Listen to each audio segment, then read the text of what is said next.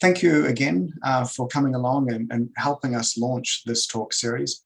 I'm going to speak this evening, about applications of three-dimensional imaging in paleontology that I have been involved in. So that last part is an important qualifier. It's a reasonably broad topic. I don't claim to be an expert across all of it, but I have some experience using these images, collecting them, and then using them in a research and teaching and science communication way. And so I'm just going to walk through this, and it's going to be a series of little stories that will showcase student research and a few other initiatives. So as I mentioned, I'm at Massey University. I'm also at Tamaki Paenga Auckland War Memorial Museum as a research associate. Okay, so this is what I'm going to walk through. I'm going to actually just begin by talking about the equipment, the kit that we use to do this.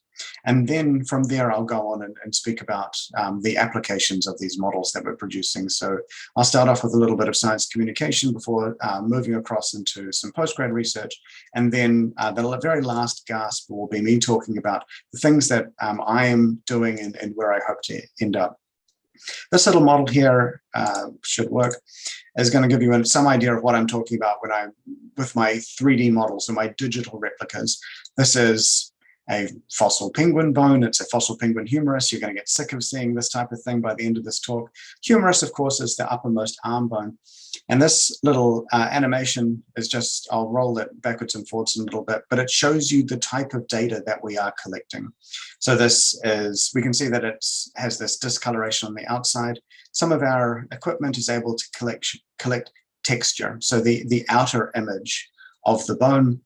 This outer image or this coloration actually tends to not be as useful to us. We're really interested in shape. So for the research I'm doing, I'm mostly wanting technical equipment that can capture the physical shape of the object. And so we can see what I mean if I take off the texture. We're able to actually see fairly fine detail using this particular technique. What we're actually really interested in, of course, are the position of the vertices, the points that make up these bones. And so with the equipment that we're using, the level of resolution we're working at for the most part is around 0.2 millimeters. And so that means we can be confident in resolving features that are about 0.2 millimeters apart. And so this is what I'm talking about with my 3D imaging and my digital replicas. I have these 5 circles here. These are little prompts for me to talk about the equipment that I'm using. And I'm going to start off with this one in the top left and with the blue background. This is our photogrammetry. So this is, I'm sure, a technique that if you've not used, that you will have encountered or certainly heard of. This is a method where we essentially the only real equipment we need is a digital camera. We're just taking photographs of an object, and then we pass those photographs onto some software.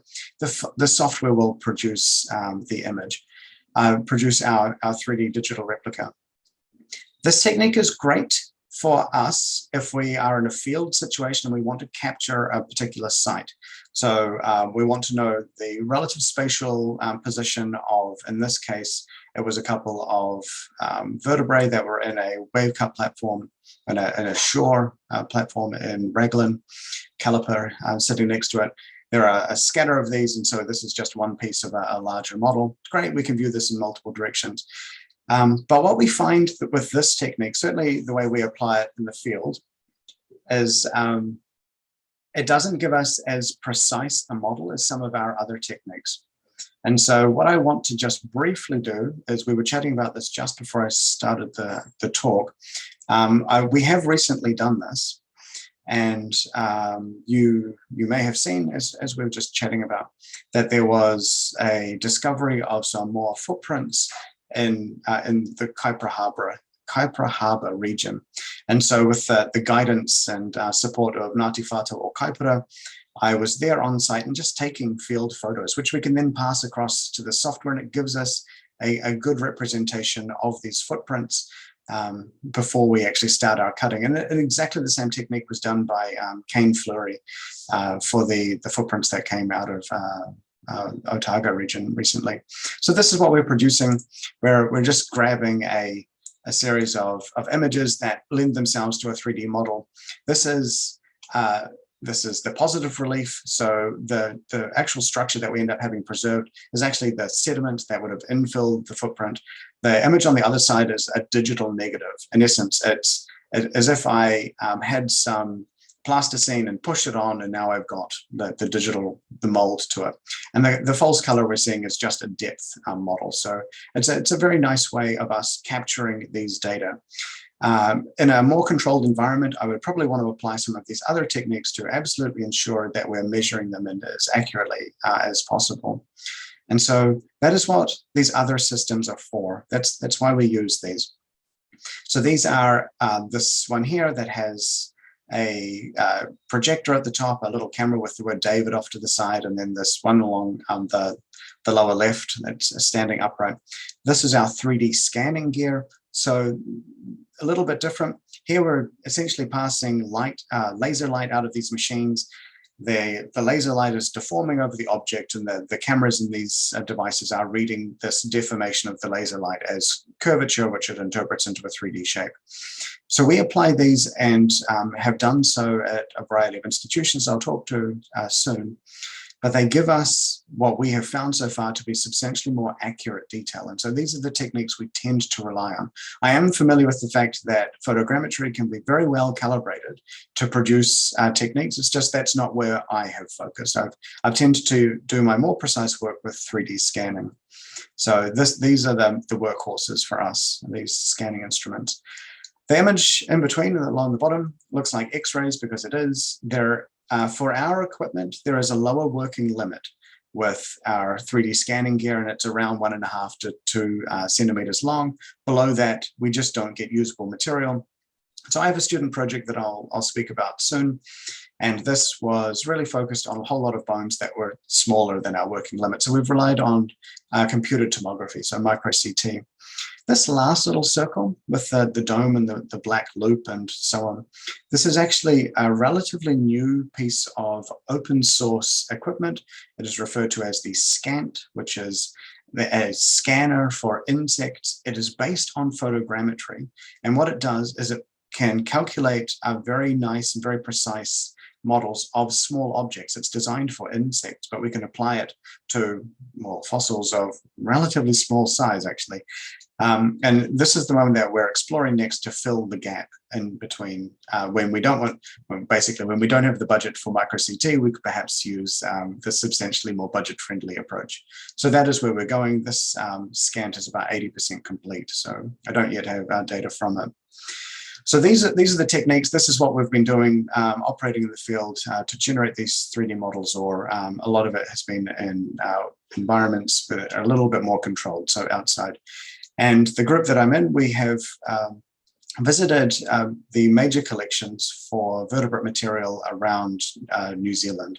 So we've spent a lot of time in Auckland Museum. It's our closest location where we've collected a lot of our comparative material.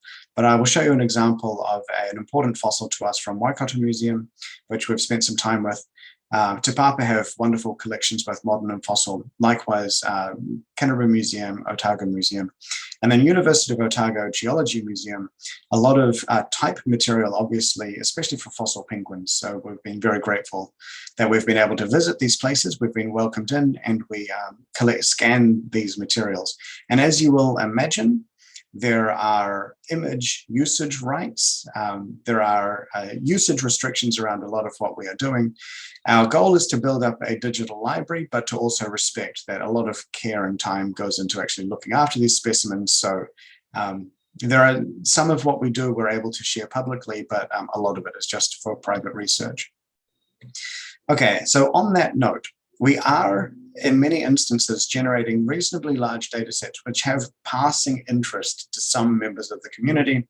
And for some of this material, this is sections all focused on modern specimens, so bear with me. It's just part of the comparative work that leads into the fossils. But in a collaboration with Paul Schofield at Canterbury Museum and Matt Rayner at Auckland Museum, we've scanned some bones. And these are just a collection of bird bones that we've made available essentially for view, and in some cases for downloading. This becomes something like a key for the people who are digging a post hole and find a bone, or are walking along a beach near a sand dune and find a bone, and have that next level of curiosity, not just is this a bone, but is it a bird and what does it belong to? So we have a collection of just a handful really of specimens that are available here to search out and to have a look at for comparison. And some of these materials are actually available for download, which means members of the public could print them and produce their own replicas, and so these sorts of things. And it's very niche, and yet you would be, or maybe you wouldn't be surprised, but it is actually used. And so we have interaction with the public about, I found this, is it perhaps one of these? I've looked at and compared it to these bones. So there is a science communication kind of spin-off, if you like, of some of the work that we've been doing. I have this logo here for Sketchfab sitting up here. If you're unfamiliar, Sketchfab is a YouTube style thing for 3D models. Creators will generate these models, and it's a place where you can upload them and then share them with the public. So this is just our little front end, if you like, for this Sketchfab collection. So this is my last little point that I'll speak to about the science communication tools before I switch over and start talking about some of the actual applications that we've done in research and teaching on these things.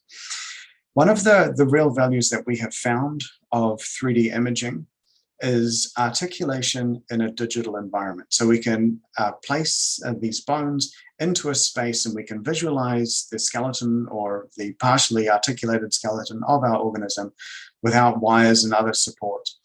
And so this is an example of this. Again, we're not quite at fossils, but we're at old things.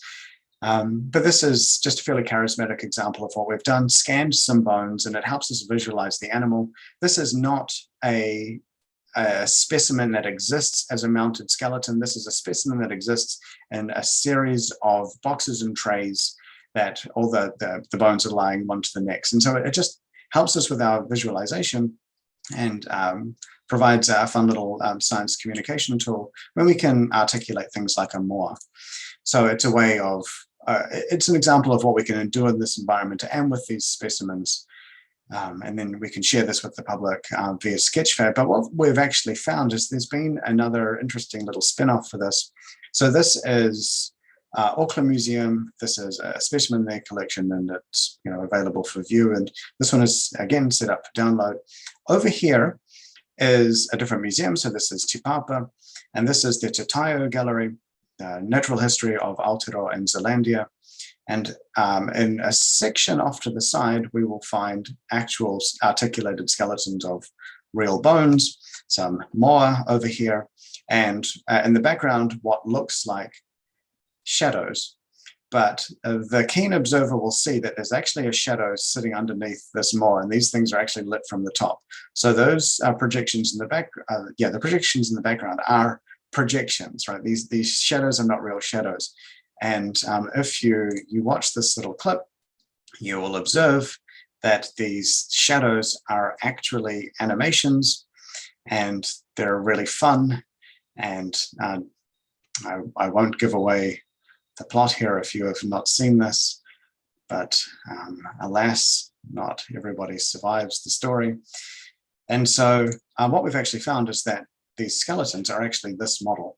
So this is a model that is just available for use. And so the Te Papa team picked it up, passed it over to their animators. It was rigged and it was able to be used in yet another science communication mode. So none of this was planned. The whole goal was to use a 3D environment to do some cool articulation. And then we end up doing some quite fun science communication stuff. So I guess my point here is there can actually be quite an unintended but great life for some of these digital models. There really is quite a strong appetite for being able to visualize these fossils in 3 dimensions. Okay, so I'm going to switch over now, and I'm going to speak about 2 research projects of some recently completed students of mine. So the first is Emma. I will speak about her master's work that she has recently completed with me. So Emma was a student with me up until last year and is now a brand new PhD student at Australian National University. So we are very proud of Emma. And here is Emma sitting in Auckland Museum in the land vertebrates collection, just as she's setting up to start her scanning. So this is Emma's work.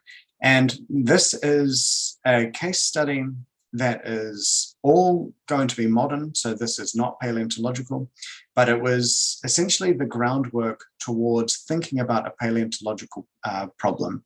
And that problem is, how do we identify a specimen if it is too old to preserve molecular information, so we can't just sequence it and rely on that technique, and if we do not have the local expertise on hand to know exactly the group that we're working with. And this is not too hard to understand. There are certainly plenty of groups in New Zealand for which we don't have subject experts on.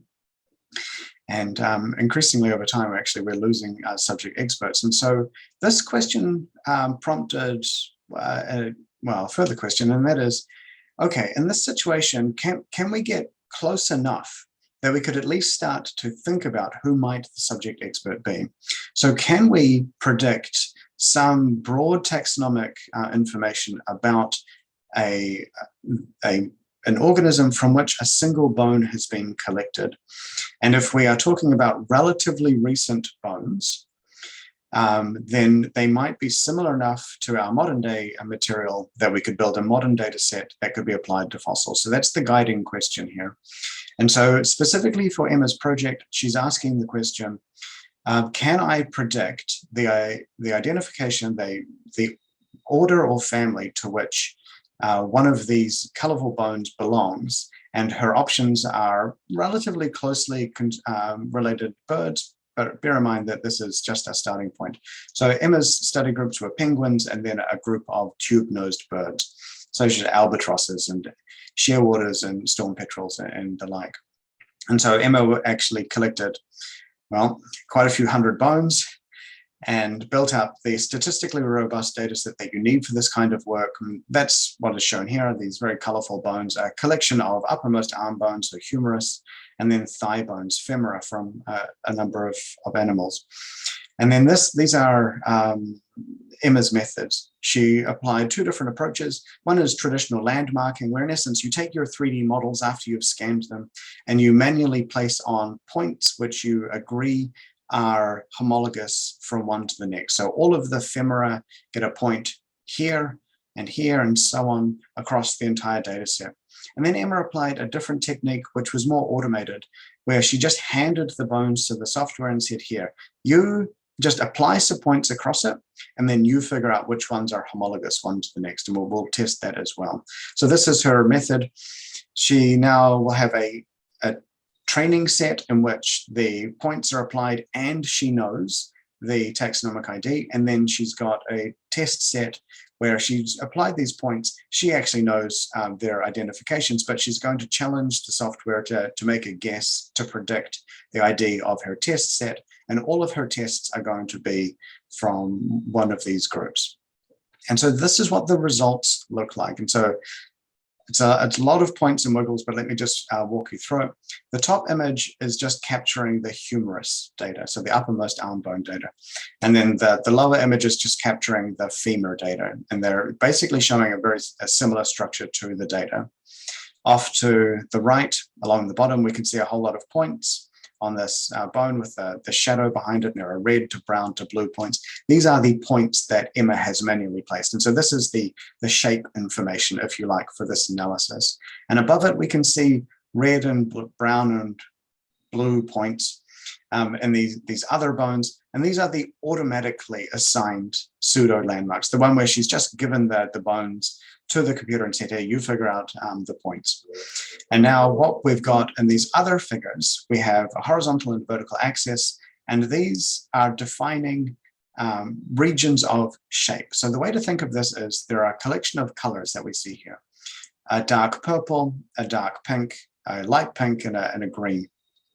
And each one point represents a bone. Likewise on the bottom, green and then dark pink.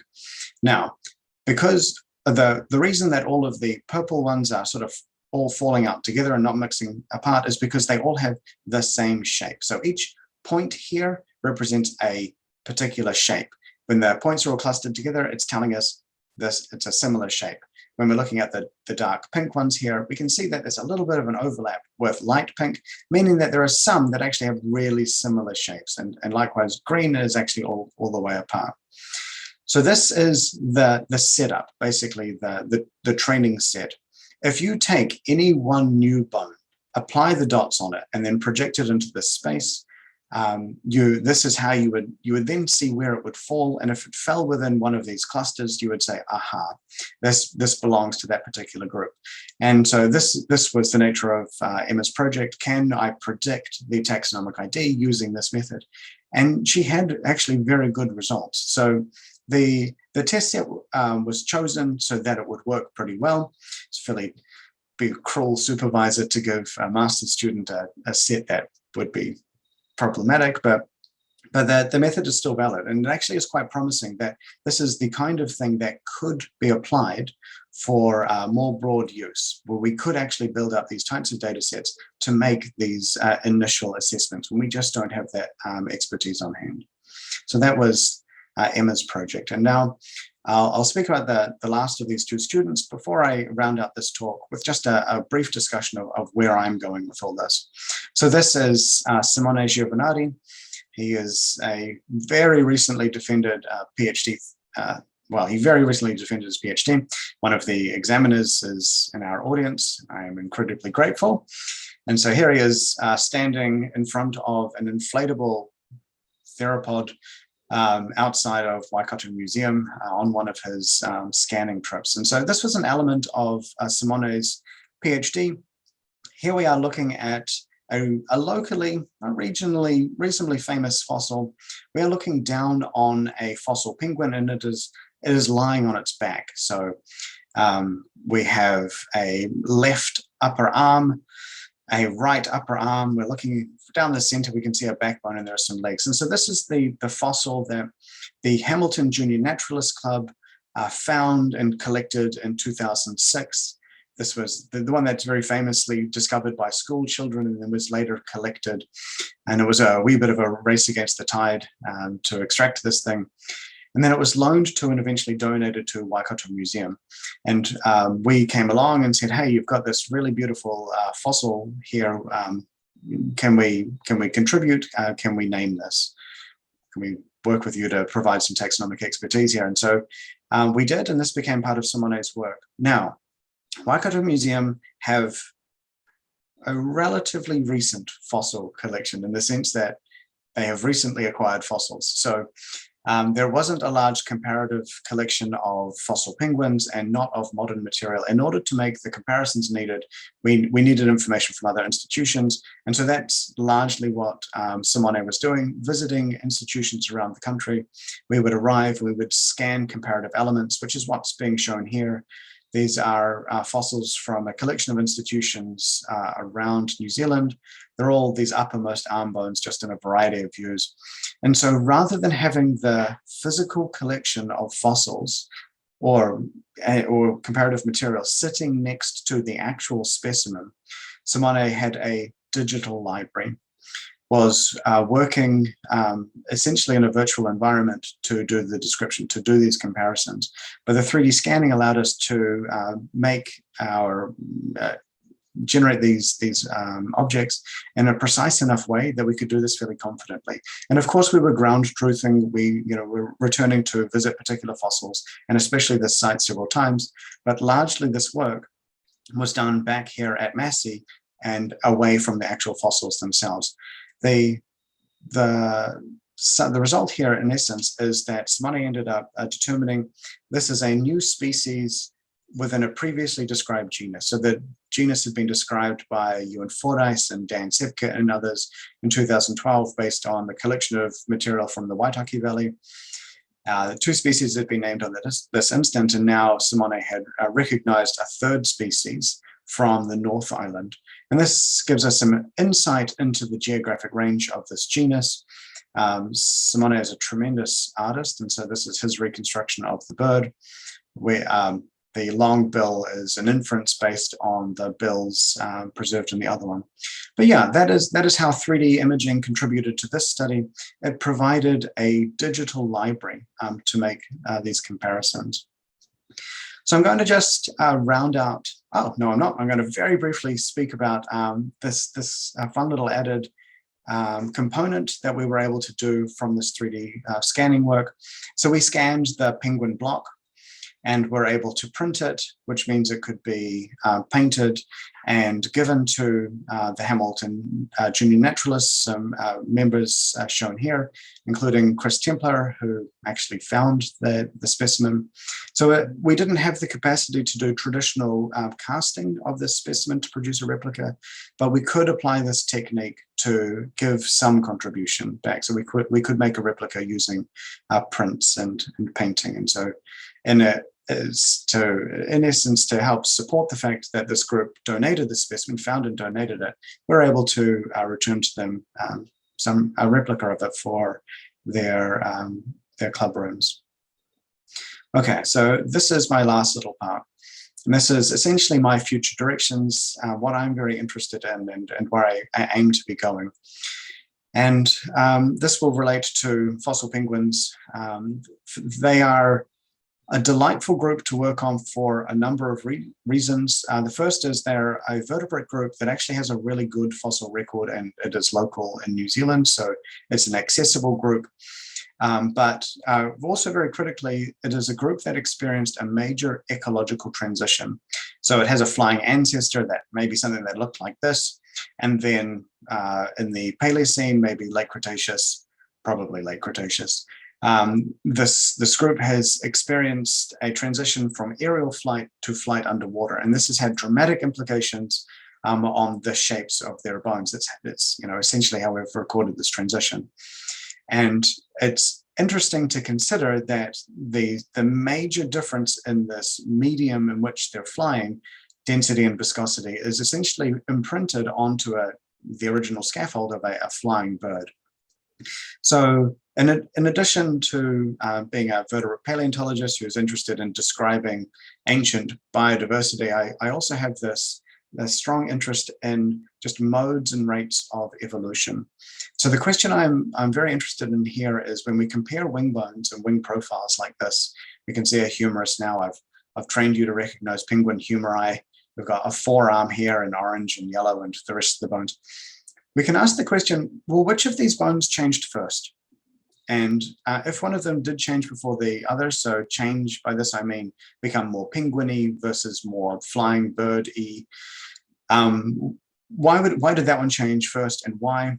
And the more elaborate question is, if we consider the shape change as some trajectory from point A to point B, does the trajectory of these shape changes in each individual bone, does that match the global trajectory? So did they all change in sync, or was there some other tempo that was happening here? And the way we approach this, so for that question, the reason I'm interested in this is because it's a way of asking a question about where is, we talk in general terms about an selection pressure. A selection pressure is, oh, there's a dog outside. We talk about selection pressures being applied to populations or species, and we think about the way that we might observe a transition in the fossil record. But I'm curious to know if there are essentially regions within the body that are subject to more intense selection pressure than others. And the way to think about this is that our own skeleton is a mixture of old and new. So we've got highly derived features. Our face is basically the flat face of an infant chimpanzee. It's a relatively new feature. And yet there are regions of our body that we actually share that are still really similar with some lesser apes, or even deeper into the primate tree. So we are a mixture of old features and new. And so to tease out these kinds of, to ask the question as to why some regions of a body might change before others, it's because they are potentially subject to greater selection pressure than other regions. And so applying this thinking to fossil penguins, because we've got this ecological transition and a fossil record, we can perhaps start to tease out mechanisms of evolution. So this is kind of a grand overview of my interest. We have some fossils. We can think about them in terms of regions in a body, because we've got a system that is made up of multiple bones. And this is essentially my final slide, and my initial foray into this, and my admission that this is a big world. So shape analysis is something that I'm very new to. Thinking about regions or modules in an organism, also new. I have a lot to learn in this space, but I was actually inspired to get into this by this line art figure that's along the bottom right. This is a figure from G.G. Simpson from the first half of the 20th century. And this is Simpson thinking along with the same lines, this kind of thought. So along the bottom, we get some instant information here where it says Miocene and recent along the top. So we get the sense that the horizontal axis here is time. Time moving from left to right is getting from older point to younger point. This vertical axis is not labeled, but you can think of it as difference in form. So as we move up this axis, we are gaining some change in overall shape. So towards the bottom, we are at birds that look like flying birds, and towards the top, we are at birds that look like penguins. And then the phylogeny is overprinted on this, and we can see that this wiggly line moves at different rates, in essence, because sometimes it is steeper and sometimes it is flatter. So this is just a hypothesis. This is line art. There's no data to this. It is Simpson speculating on the fact that maybe there was a relatively more rapid phase of evolution for this group, and then it perhaps slowed down. So I was inspired by this. Perhaps we could actually start to tease out and put some data to this figure.